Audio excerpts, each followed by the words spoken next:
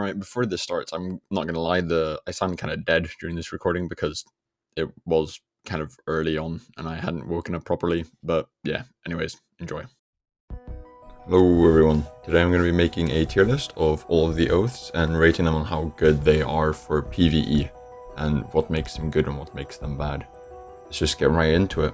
We're here. I feel like Vision Shaper, I'm going to be honest, Vision Shaper isn't that great. You have the PvE scaling on clones now. You also have the Realm for Diluvian Trial, which stuns mobs. But still, it's B tier. I can't lie. It's B tier. It's not great. It really isn't. Next, we have Silent Heart, however. Silent Heart used to be really good.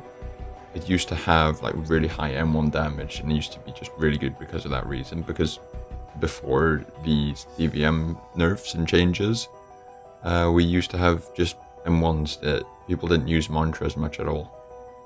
And now that we had to use mantras and they've nerfed M1 damage, Silent Heart has kind of fallen off. And for that reason, I can't really place it any higher than A tier, because in the past, shit, this could have been like S plus tier or S tier. But now it's A tier. It's better than average. It's good, but it's not great. Now, Blind Seer. A lot of people are gonna get a bit annoyed, a bit mad, but Blind Seer isn't as good for PvE as people think it is. There is a better alternative, a much better alternative. And I'll get into why when we get to that. But it is S tier. It's not bad, it's definitely good, but there is one choice which trumps it by a long shot. The Blind Seer is really good. You get access to Sightless Beam, which deals bonus damage to depths mobs, which is huge. You get Mind Soothe, which can heal multiple people. You also get access to Tranquil Circle, which gives you monster armor and also procs Charged Return and a Nullifying Clarity. So that's a great damage bonus right there, being since Charged Return is 20% and Nullifying Clarity was sadly nerfed down to 10% from 15% in the last update. But it is where it is. It's still a 30% damage bonus, and you take less damage in there in the field because you have monster armor in it. So honestly, it's great. It's really, really good. It's all around very well suited for PvE. However, Salt Chemist, on the other hand, is not. When Salt Chemist came out, I saw a bunch of posts of people saying, Salt Chemist is going to be busted for PvE. Oh my god. It's going to be so good. It's not. It's D tier. It has nothing going for it. Oh my god, I get regen pots. I can heal during the fight. Fucking buddy. Just health pack. Simple as boom. Already useless. Doesn't have anything else going for it. Next thing that doesn't have much going for it is Fade Trimmer. I'm gonna be honest, Fade Trimmer is just kind of it's not good either. It's got nothing going for it, really. It's D tier.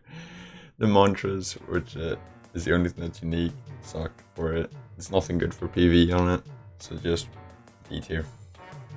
I know this is technically Blind Seer, but I'm gonna say this is Oathless. Sorry, here is Oathless, not Blind Seer. Because I didn't really know what picture to get, and this is the picture I got, so fuck it. Oathless doesn't really have anything going for it either. Nothing, no perks, no damage reducers, because the Oath mantras only work from the Diluvian and Contractors are the only NPCs. Those are the only ones with mantras that come from Oaths. And that's only a damage reduction of about 15%, so for PvE, D tier. Horrid. Bad. Stay there. Jet Striker. Jet Striker does have its niches. It's good for speedrunning, getting around the map. It's also just, it's just kind of there, you know? It has a funky requirement which makes it not so super wantable for PvE. But it does work, but it is not better than Silent Heart. But it is, however, better than Vision Shaper. I'm going to put it in a B tier. Bang average. It doesn't offer anything unique, but it is better than Vision Shaper.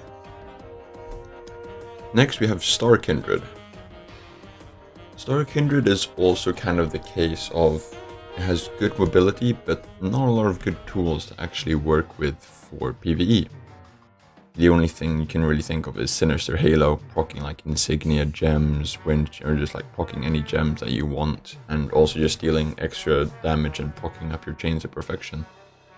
Otherwise, Star Kindred is also just kind of bang average, sitting there slightly above Jet Striker, but not really anything too noticeable.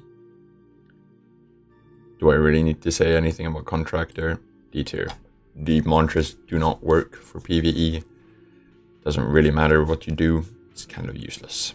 Yeah, it's not good. Arc Warder.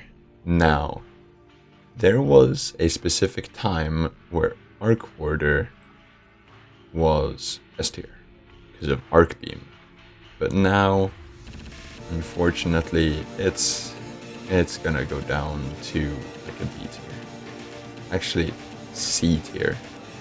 The scaling on Arc Beam is so far down now, it's not even good anymore. Arc Wave is mid. The requirements for it are kind of off-brand for what you want for a PvE build.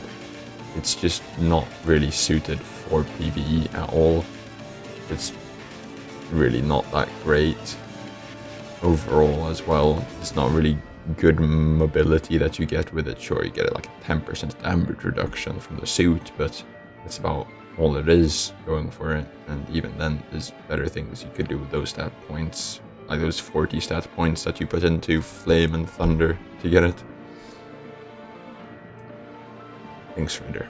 It's a support oath, PvE, C tier. Because it is better than these guys, because if you're playing with multiple people, actually, fuck it. For beginning players, E tier. Does it help if you have like a friend who knows PvE and they go Lynx Rider? They can help you out a lot. But Blind Seer is better. Actually, I'll put it B tier. It ain't no. Nah. It's B tier. Because you can actually help your friends out with it during PvE, and it's just generally useful to have a Lynx Rider around in pretty much all cases. And it's not really much explanation. Can't really do anything on its own. No requirements, so doesn't really take away from stat points, but obviously there are better choices. But yeah. Next, most fruitfully, Dawnwalker. S plus tier. S plus. Dawnwalker offers the most out of any oath for PvE, and just even almost for PvP as well. It is just so good. But for PvE specifically, it is absolutely insane. Being hit by Shadow procs Absolute Radiance. Being an Absolute Radiance can proc Luminous Flash, dealing your max M1 damage modifiers. So whatever the max modifiers you have on your M1s, it will deal it. And for every hit you get, you have a higher chance of hitting the next. So it's really, really good for M1 builds. And it's also good for Mantra builds because you get access to Radiant Dawn, dealing huge damage for PvE, and Blinding Dawn as well, dealing probably one of the highest damage PvE in the game, dealing true damage scaling, which is absolutely horrifying to go up against in PvP, and in PvE it shreds waves in Diluvian and Hell mode like you wouldn't believe. It is by far the best PvE oath in the game, and it's so easy to use, and it's easy to get, no requirement. You can get it from floor 2, and if you're a PvE guy, that's a piece of cake. It's a piece of cake. Walk in the park. So incredibly easy. There's really no reason why you shouldn't be going Dawnwalker, unless you want a specific build with Silent Heart, where you're M1ing. Even then, Dawnwalker might just outperform it because you can hit your max damage percent multipliers M1s with Dawnwalker very easily compared to what you can do with Silent Heart. If you run Astral with it, that's absolutely horrifying what you can do with a Dawnwalker Astral. The M1 damage multipliers can infinitely scale depending on how many multipliers you have. It is horrifyingly strong. So underused, and people really should use it more. And next of all, we have Pathfinder, and obviously it's not good. There's nothing it offers at all. There's literally nothing it offers, and you can't really do anything when you don't really have anything going for you. But yeah, this is pretty much the PvE of tier list. Of course, Blind Seer isn't bad. Blind Seer is very good. You can use both of them, but I think Dawnwalker has a much better edge over Blind Seer, and it just elevates it above Blind Seer for that reason. Anyways, if you guys like the content, please subscribe, like, join the Discord down below. I'll see you guys in the next one. Peace.